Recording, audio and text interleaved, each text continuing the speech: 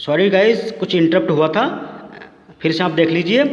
तो मैं जैसा कि मैं बता रहा हूँ कि CPU से डायरेक्टली कैच मेमोरी कनेक्टेड होती है और कैच मेमोरी से डायरेक्टली रैम मेमोरी कनेक्टेड होती है बाई डायरेक्शनल वे में, और रैम मेमोरी से बाई डायरेक्शनल वे में हार्ड डिस्क ड्राइव यानी आपकी सेकेंडरी स्टोरेज कनेक्टेड होती है। ठीक है, तो अब कैच मेमोरी को हम CPU से कनेक्टेड इसलिए करते हैं क्योंकि CPU की यानी कंप्यूटर की परफॉर्मेंस बढ़ाई जा सके।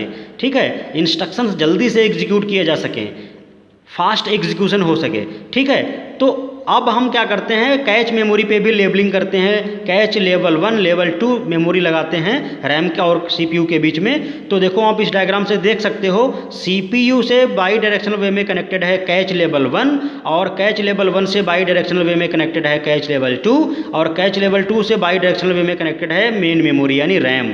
ठीक है, तो CPU और कैच L1 के बीच में जो है वो उसको बोलते हैं प्राइमरी मेमोरी। ठीक है, और ये दोनों प्राइमरी मेमोरी आपकी हैं कैच, रैम और रोम, ये प्राइमरी मेमोरी कहलाती हैं। और कैच मेमोरी प्रोवाइड कराती है या इफ़िशिएंट यूज किसमें करती है, लूपिंग के कंसेप्ट में। जहाँ पे आपको लूप प्रकार के प्रोग्राम लूपिंग एग्जीक्यूट करना हो, वहाँ पे कैच सबसे ज़्यादा बेस्ट परफॉर्मेंस देती है। ठीक है, तो cache memory efficiently used in looping. Okay, तो कैच मेमोरी का जो सबसे ज़्यादा उपयोग है वो लूपिंग के कंसेप्ट में होता है। ठीक है,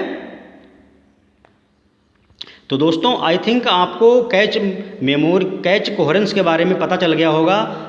और कैच कोहेरेंस में दो पॉलिसी होती हैं, write through policy and write back policy. Write through policy में CPU कैच मेमोरी में न लिख के डायरेक्टली रैम में डेटा राइट कर सकता है। ठीक है, जबकि राइट बैक पॉलिसी में CPU रैम में डायरेक्टली डेटा न लिख के सीधे CPU कैच मेमोरी में पहले डेटा राइट करता है, उसके बाद कैच मेमोरी से रैम में ट्रांसफ़र किया जाता है।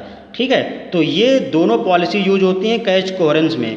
कैच कोहेरेंस प्रॉब्लम आकर इस वजह से होती है क्योंकि अप टू डेट प्रॉब्लम हो जाती है। मीन्स सेम नेम की अलग अलग फाइलें, सेम नेम की फाइलें रैम के पास और कैच मेमोरी दोनों के पास प्रेजेंट होती हैं, तो ये प्रॉब्लम अकर हो जाती है। ठीक है, तो गाइस मुझे आशा है कि आपको मेरे द्वारा बताई गई कंसेप्ट अच्छी लगी होगी।